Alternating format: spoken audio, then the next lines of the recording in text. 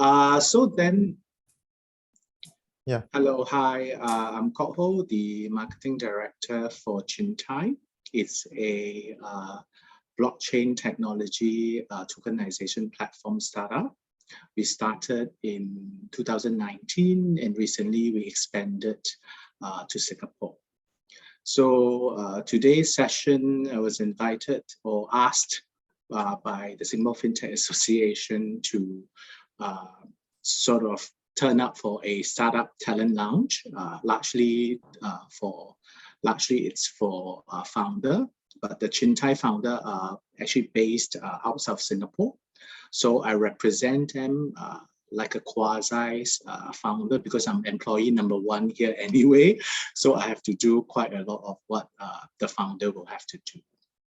So Jonah, how long is the session? 30 minutes. Monologue is very long. Yes, you can open for Q&A. I can maybe ask you some questions at the end later also. Okay, great. Sure. So what I've done is I thought I'll have the opportunity to interact with some of the students, but in any case, no problem at all.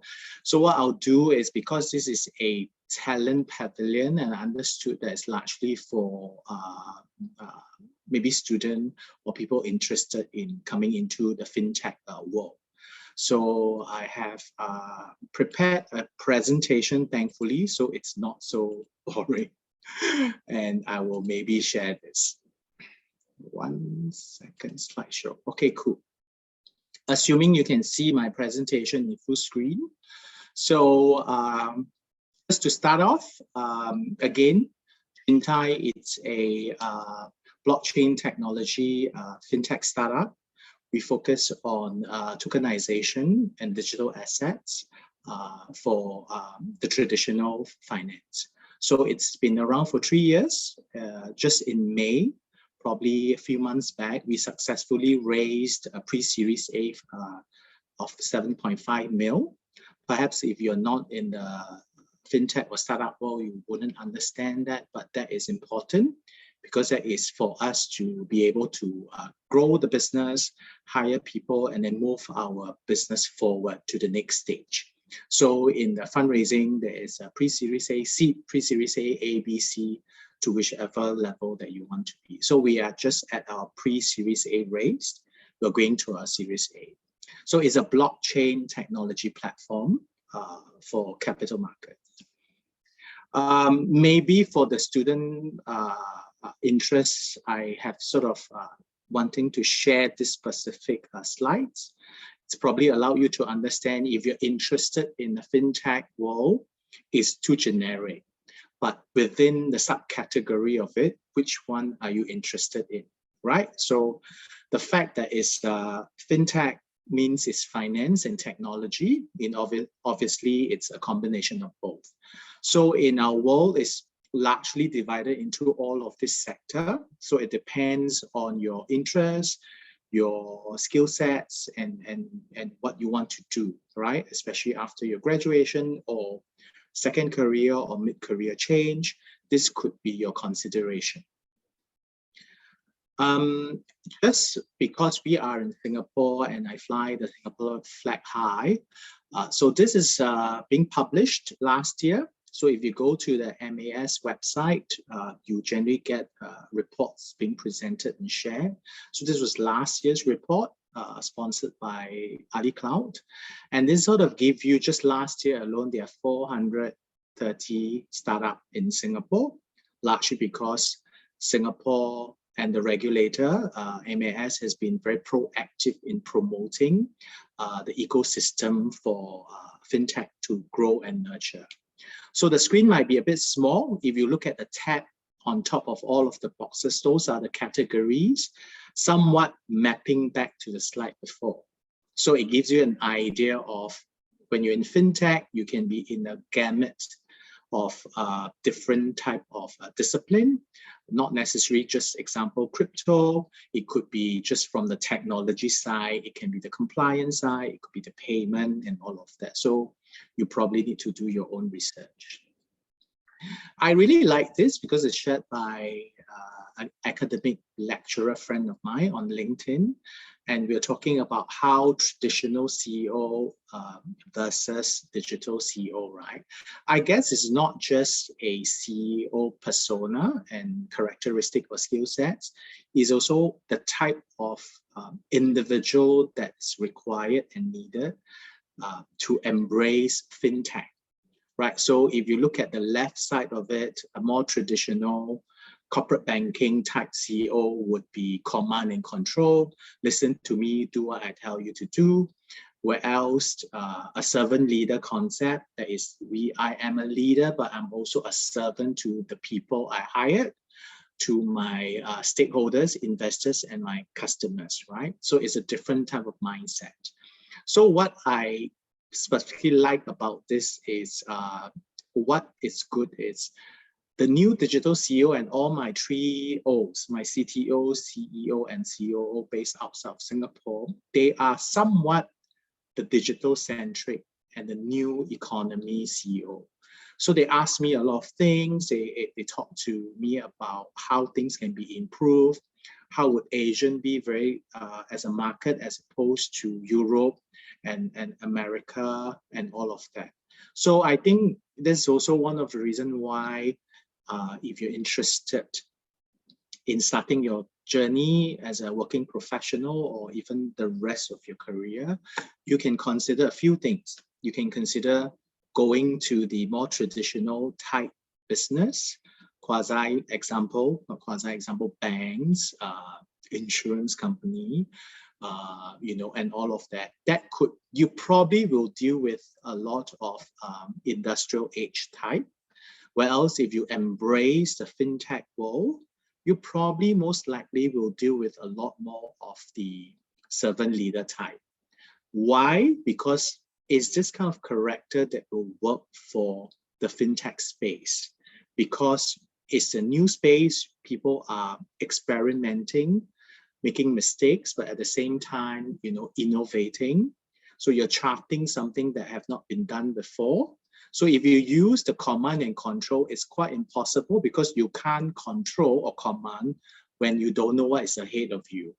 Whereas if you are collaborative, then you're able to navigate, the more challenging and convoluted space of finance, regulation, and also technology.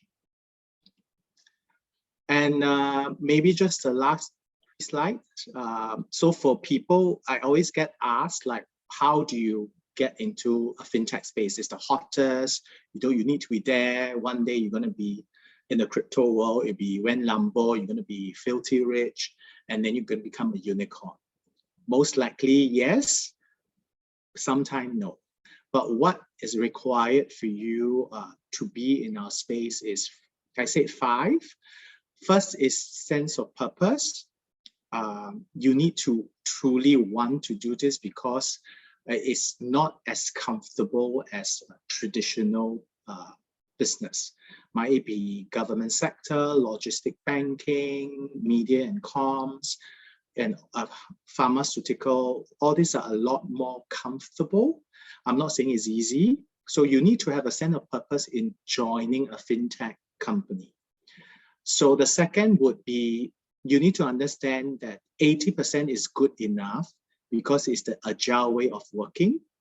Whereas if by nature, if you're a perfectionist, don't be in a fintech space because you can't wait for the best product to go out.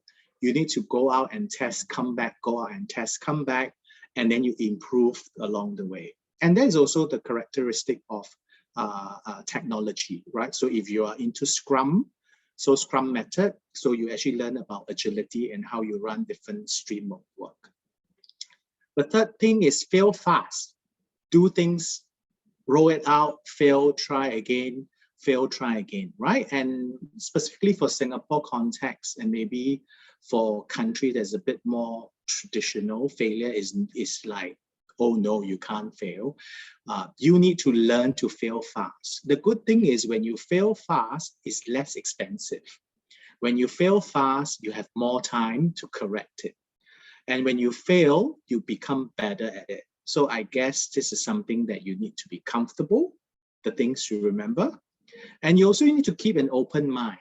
So in the space of a startup fintech, big or small, there's always a moment that you need to pivot, whereby everything you have spent 2-3 years ago, you need to basically throw it all away and start again, because it makes better business sense, because you have already failed and try. You do your very best to serve the purpose of the company, but it didn't work. So you have to pivot, and that is where you need to be open-minded about it, right? And last but not least, which is my favorite, is you always need to be able to laugh at yourself. A good sense of humor will actually serve you better, because then you know what, you try it, it didn't work. It was all just in my mind and the other founder's mind. So let's laugh about it, have a drink if you're of legal age, and then come back and work on it again. So that would be the 5 things to remember. You don't need a lot of talent to be in it. You don't need to be super smart, like a quantum scientist or all of that. But you do need to be knowledgeable.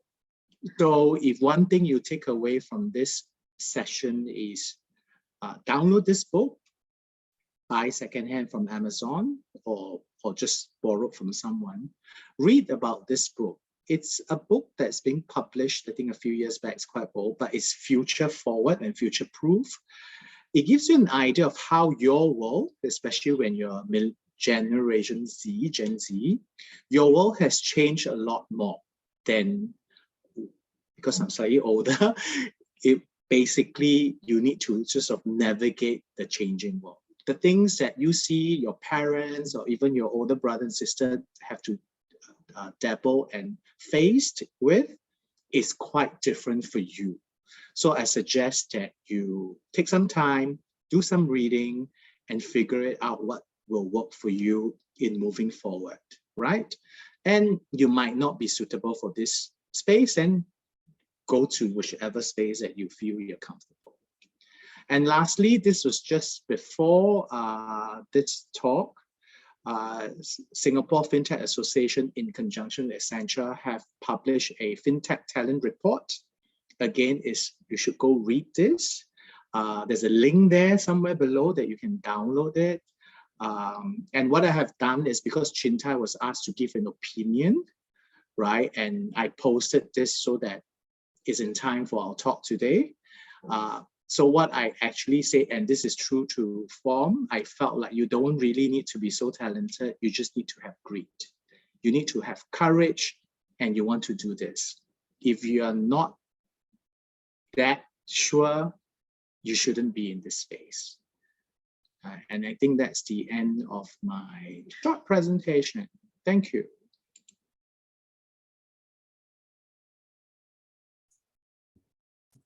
Thanks for your wonderful presentation. The book sounds pretty interesting. I think might be something I like to pick up. I just wanted to check regarding what you mentioned about the 80% good, right? Do you mean to say that let's say if you're building a product, you only need it to be like 80% done and then you try to push it out already? Or do you mean something else? Yes, a lot of things. You have to make a decision. So if it's 80% good enough, that's not going to hurt people, right? It's not illegal, right? And it's truly compliant, then you can push it out. So in a tech development space, if there's any tech student here, that's what we call a minimum viable product, right? MVP. So you need to push it out to test, to see if it's working, get feedback, like you gather feedback from people, and then you improve on it, right? So, and I think that's very important. Unfortunately, in the world of corporation and all of that, people need to wait for perfection, like, oh, it's perfect, and then launch everything, and then nothing happened because the market didn't like it. So, so if you know, example, Google, there is a page that you Google it and say Google fail project. There is actually a website that lists out all of the project that Google has failed, and they published it, right? So try, right? And what is important for you to learn is, even Google as a company that started 20 years ago, it was a .com, and they innovate and change. But what they have also done, they also made a lot of mistake, right? And because they are such a big corporation now, they can share the mistakes, right? And I think there's something that, at least for student perspective, you need to know that you can't just be a one-hit wonder, or first trial is successful. It's unlikely that way. And I think it's something that student or young working adults should embrace. Thanks for your response. So basically it's trying to say, like, you know, all this agile scrum method, all these are even more important right now, because what we need is to quickly churn out, you know, your MVP or your product, and to keep on iterating through and basically build it up really quickly to know whether it's going to be a failure or a success fast, right? Correct. Correct. As long as it's not hurting people, as long as it's not illegal. Right, so I don't suggest if you're in pharmaceutical, you do that. So, right, and that's why you see there's a lot of pushback when the COVID vaccine was being developed. It's the same thing, right? But if it's safe and you are happy with it, I mean, it's fintech, so we are not in biotech, right? So it's fine. You can roll it out within the regulation and the regulatory compliance space. You're okay, then go ahead. Yeah, so if there's no further question from the team here, I think I'm done for today. Do you want to have anything else to ask? If it's not, then thank you so much for your time. Right. Okay. Thank you so much for your time as well. Okay, great. Ciao. Bye-bye. See you. Bye.